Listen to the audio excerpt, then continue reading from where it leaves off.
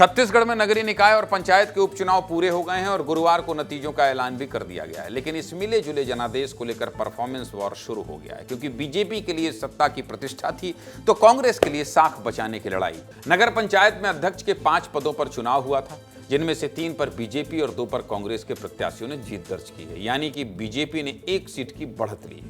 इसके अलावा पार्षद के लिए 71 पदों पर चुनाव हुआ था, जिनमें से 39 पर बीजेपी, 30 पर कांग्रेस और 2 पर निर्दलीय प्रत्याशियों ने जीत दर्ज की। बीजेपी ने पहली जीत जांजगीर चांपा के बमनी डीह में दर्ज की है, जहां के प्रभारी मंत्री ओपी चौधरी हैं और ओपी चौधरी ने अपनी जिम्मेदारी बखूबी निभाई है।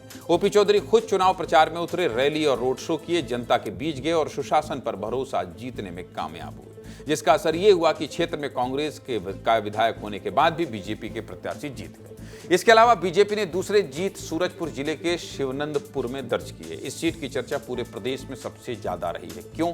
क्योंकि जिला उपाध्यक्ष पर एफआईआर होने के बाद कांग्रेस के जिला उपाध्यक्ष पर एफआईआर होने के बाद कांग्रेस के सभी बड़े नेता यहां इकट्ठा हुए थे, एकजुटता का संदेश दिया था, लेकिन नतीजा कांग्रेस के पक्ष में नहीं गया। दूसरी तरफ सूरजपुर से आने वाली कैबिनेट मंत्री लक्ष्मी राजवाड़े और प्रभारी मंत्री दयालदास बघेल की रणनीति यहां पर काम आई और बीजेपी प्रत्याशी जीत गए।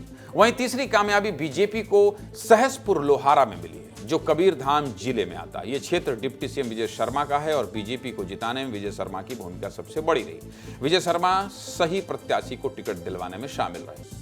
बीजेपी की बात हो गई, अब बात कांग्रेस की करते हैं। बालोद के नगर पंचायत पलारी में कांग्रेस प्रत्याशी यानी साहू ने जीत दर्ज की है, जो कांग्रेस विधायक संगीता सिन्हा का क्षेत्र है। संगीता सिन्हा को महिला कांग्रेस का कार्यकारी अध्यक्ष भी बनाया गया है और अब तक यहां पर बीजेपी एक बार भी नहीं जीत पाई है। मतलब यहां के बीजेपी प्रभारी नीलू शर्मा को पूरे दमखम के साथ लगना पड़ेगा, क्योंकि यह इलाका कांग्रेस का गढ़ है और अगर आने वाले समय में भी यहां जीत नहीं मिली तो चिंता की बात हो सकती है। इसके अलावा राजनांदगांव के घुमका में भी कांग्रेस प्रत्याशी फूलमती वर्मा अध्यक्ष बनी है। ये क्षेत्र पहली बार नगर पंचायत बना है और सतनामी समाज का बाहुल्य इलाका है। ऐसे में यहां बढ़त बनाने के लिए बीजेपी और कांग्रेस दोनों ने पूरी ताकत लगा दी थी। बीजेपी की तरफ से डिप्टी सीएम अरुण साव और प्रदेश अध्यक्ष किरण सिंह देव ने प्रचार किया था, तो कांग्रेस की तरफ से पूर्व सीएम भूपेश बघेल भी प्रचार के लिए गए थे, लेकिन कांग्रेस की रणनीति यहां काम आई और जीत मिली। अध्यक्ष पद के अलावा 2 पार्षदों की सीट भी ऐसी है जिनकी चर्चा खूब हो रही है, क्योंकि इन हाई प्रोफाइल सीटों पर भी कांग्रेस ने जीत दर्ज की है। चलिए इनके बारे में भी बता देता हूं। जगदलपुर में कांग्रेस को जीत मिली है। यहां के इंदिरा वार्ड से कांग्रेस प्रत्याशी रामकृष्ण तिवारी ने बीजेपी के मनोहर दत्त तिवारी को हराया है। बीजेपी प्रत्याशी मनोहर दत्त तिवारी प्रदेश अध्यक्ष किरण सिंह देव के करीबी माने जाते हैं। ऐसे में यह कहा जा सकता है कि इस सीट पर प्रदेश अध्यक्ष के प्रचार का